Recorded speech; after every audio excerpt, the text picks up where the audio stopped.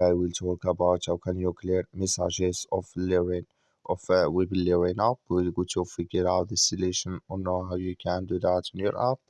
So you just follow this ways, then it's going to work with you.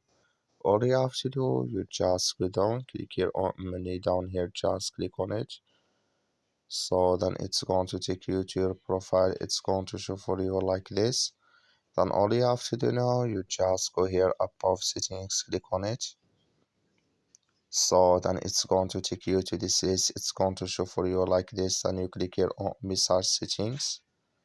Then you come to next here. It's going to show for you like this. Click here on Webull Learn, just click on it.